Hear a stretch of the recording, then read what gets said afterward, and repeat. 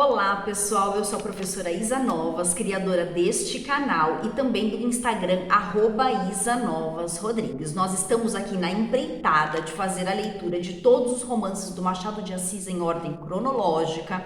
Nós estamos agora no capítulo 12, chamado A Viagem.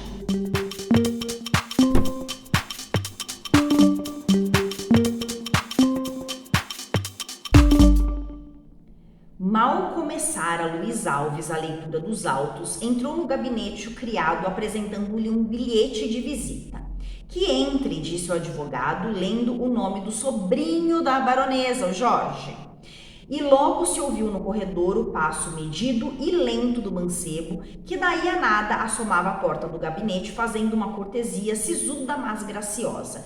Vem incomodá-lo, doutor? Perguntou Jorge. Pelo amor de Deus, exclamou o advogado, erguendo-se e indo buscá-lo à porta. Não me incomodaria em caso nenhum, agora, sobretudo, que a leitura de uns papéis me fatigou sobremaneira. A maior fortuna que eu poderia desejar é a presença de um homem de espírito. Então o Jorge, que é o sobrinho da baronesa, vai visitar o Luiz Alves que é amigo do Estevão. Vamos ver no que isso vai dar. Jorge agradeceu este cumprimento, um pouco enfático, e retribuiu-o com outra lisonjaria muito mais extensa e de maior alcance. Quer dizer que ele vinha pedir alguma coisa, efetivamente passados minutos de introito e desfiadas as generalidades, Jorge empertigou-se mais do que até ali estivera e desfechou esta pergunta abrupta. Sabe que venho pedir-lhe uma coisa grave?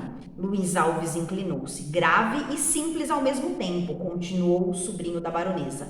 Mas antes disso, precisava saber se é tão amigo da nossa família como ela o é do senhor. Oh, de certo.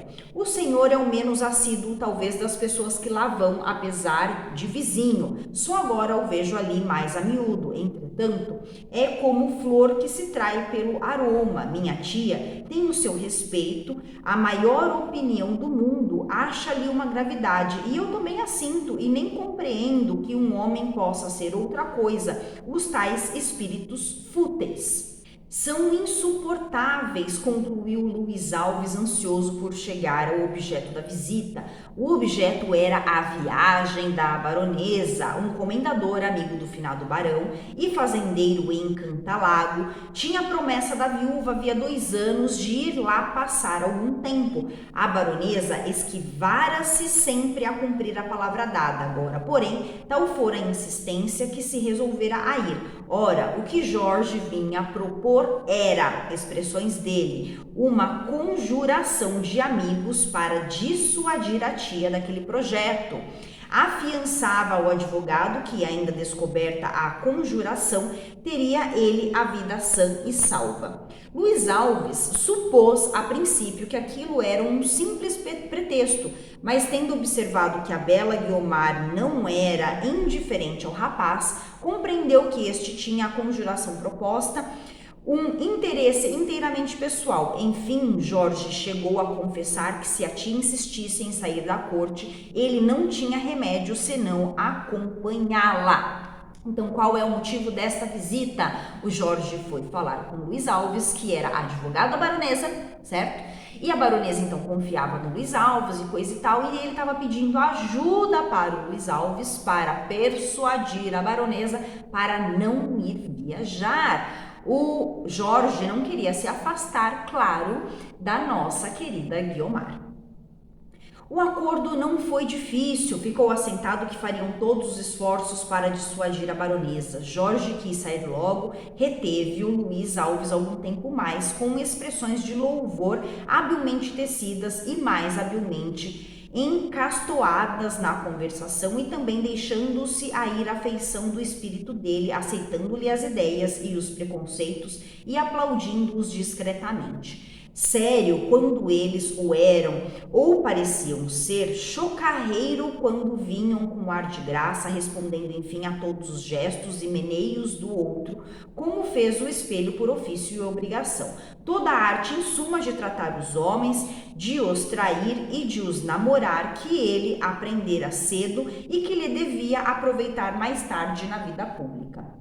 De noite foi Luiz Alves à casa da baronesa, onde poucas pessoas havia, todas de intimidade. A dona da casa, sentada na poltrona de costume, tinha ao pé de si uma senhora da mesma idade que ela, igualmente viúva, e defronte as suíças brancas e aposentadas de um ex-funcionário público.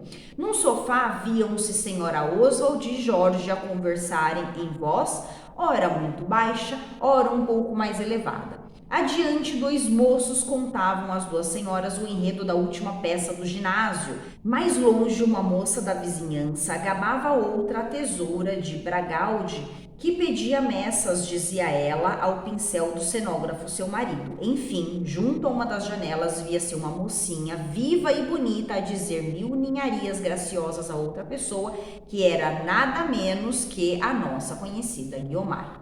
A conversa, assim dividida, tornava-se às vezes geral para recair logo no particularismo anterior. Os grupos modificavam-se também de quando em quando, do mesmo modo que o assunto, e assim se iam matando agradavelmente as horas, que não resistiam, coitadas, nem apressavam o passo um minuto sequer.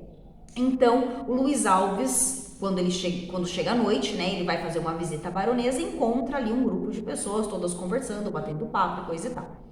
Luiz Alves agregara-se ao grupo da baronesa, ao qual não tardou juntar-se Jorge. O advogado teve a discrição de esperar que o assunto viesse de si, se viesse, ou de o introduzir na conversa quando lhe parecesse de feição. Mas Jorge, que estava impaciente, arrastou o assunto ao debate. Luiz Alves mostrou-se fiel à palavra dada, declarou amavelmente que se opunha à viagem, como vizinho e amigo, que reclamaria, em último caso, o auxílio de força pública, que era um erro e um crime deixar aquela casa viúva da benevolência e da graça e do gosto e de todas as mais qualidades excelentes que ali iam achar os felizes que a frequentavam, que enfim o mal era tamanho que não deixaria de ser pecado, posto não viesse apontado nos catecismo, e com pecado seria de força punido com amargas penas no outro século, pelo que, e o mais dos autos,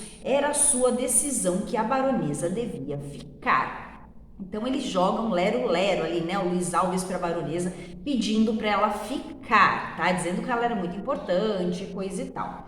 Todas estas razões foram ditas como deveriam de ser, de um modo galante, que a baronesa respondia igualmente que não daria nada mais de si se Luiz Alves, mudando de estilo, não fosse pôr o assunto em diferente terreno. Digamos a verdade, senhora baronesa, a viagem há de ser imensamente incômoda. Se for só isso, suas forças não são de certo iguais às dos seus primeiros anos. Sua saúde é melindrosa e não poderá sofrer tanta fadiga. Confesso que falo em nome de certo interesse pessoal de amigo e de vizinho, mas a principal razão não é essa. Se houvesse um motivo urgente, bem, mas tratando-se apenas de uma promessa feita há tanto tempo, seria crueldade da minha parte não insistir que ficasse. Então ele inclusive apela para a questão da saúde da baronesa. A baronesa defendia-se e Luiz Alves não tardou em reconhecer de si para si que ela não se defendia com o vigor de uma resolução original e própria. A conversa, entretanto, tornara-se mais geral, de todos os lados partiam votos de oposição. Guiomar havia já alguns minutos que não atendia à interlocutora, tinha o ouvido afiado e assestado sobre o assunto da madrinha. Ninguém a observava, mas é privilégio do romancista e do leitor ver no rosto de uma personagem aquilo que as outras não veem e não podem ver. No rosto de Guiomar podemos nós ler não só o tédio que lhe causava aquela opinião unânime contra o projeto da baronesa, mas ainda a expressão de um gênio imperioso e involuntário. Estamos de acordo, creio eu? Perguntou Luiz Alves, olhando alternadamente para a baronesa e as outras pessoas. Não é possível, doutor, respondia a boa senhora. De certo que não é possível, interveio Guiomar do lugar onde estava. A viagem não oferece risco, nem minha madrinha está inválida. Demais, é uma promessa feita, não se pode deixar de cumprir. Então, nesse momento, a Guiomar se intromete na conversa, tá? E diz que não é bem assim não. Ela não está inválida, ela pode ir sim. Esta opinião, dita em tom seco e firme, ainda que a voz nada perdesse do seu natural aveludado, equivaleu a um pouco de água fria lançada na fervura triunfante dos ânimos. Guiomar tem razão, disse a baronesa. Já agora é preciso ir, não apenas 3 ou 4 meses. Então elas ficariam apenas 3 ou 4 meses fora, né? Luiz Alves olhou longamente para Guiomar, como a procurar ver-lhe no rosto todas as antecedências da resolução da baronesa. A oposição afrouxara, Jorge chamou em vão um advogado em seu auxílio. A resolução da tia, se alguma vez for abalada, tornara-se outra vez firme. Guiomar, entretanto, erguera-se e chegara ao grupo da madrinha. Jorge fitou-a com uma expressão de vaidade e cobiça. Luiz Alves, que se achava de pé, recuou um pouco para deixá-la passar. Os olhos com que a contemplou não eram de cobiça nem de vaidade. A leitora, que ainda lembrará da confissão por ele mesmo feita a Estevão, suporá talvez que eram de amor, talvez, quem sabe, amor um pouco sossegado, não louco e cego como os de Estevão, não pueril e lascivo como os de Jorge, um meio termo entre um e outro, como podia havê-lo no coração de um ambicioso. Então temos aqui um panorama sobre mais uma pessoa apaixonada por Guiomar, Luiz Alves. Não um apaixonado cego como Estevão, não um apaixonado, como diz aqui, pueril e lascivo como Jorge, mas um meio termo. Então, o Luiz Alves é ali um meio termo, tá bom? Mas é um terceiro homem apaixonado por Guiomar.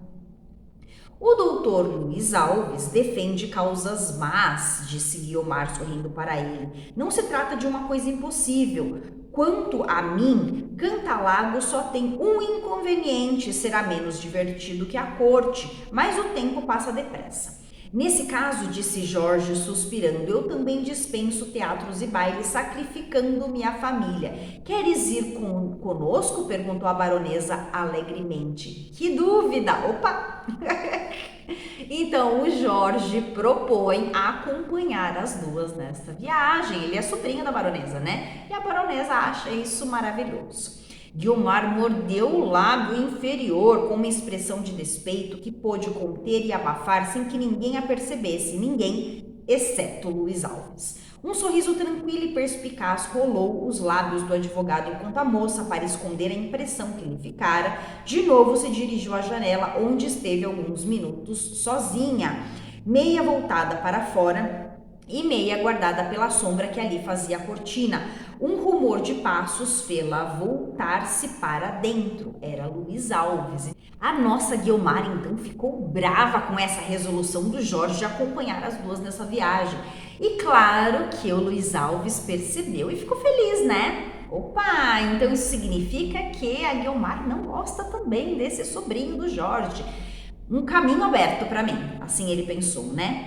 Ah, disse ela, fingindo-se tranquila, agradeço-lhe não haver insistido mais nos seus conselhos. A intenção era boa, respondeu Luiz Alves em voz baixa, mas será agora excelente. Nem tudo está perdido, eu me incumbo de salvar o resto. Guiomar franziu a testa com o mais vivo e natural espanto, tal espanto que parecia havê-la feito esquecer outro sentimento igualmente natural, o de despeito que lhe causaria aquela singular familiaridade, mas o assombro dominou tudo. Guiomar sentiu que ele lera nela a razão da insistência e o desgosto do resultado.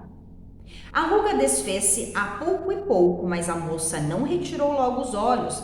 Havia neles uma interrogação imperiosa que a alma não se atrevia a transmitir os lábios. Se há nos do leitor alguma interrogação, esperemos o capítulo seguinte. Então, esse capítulo termina com um grande ponto de interrogação. Qual é esta ideia do Luiz Alves para salvar esta viagem de Guiomar com a baronesa? Então, o título desse capítulo chama A Viagem, porque, aliás, ele se concentra numa conversa, persuasiva para convencer a baronesa a não ir na viagem. Mas a Guiomar quer ir e a Guiomar incentiva a baronesa a fazer essa viagem.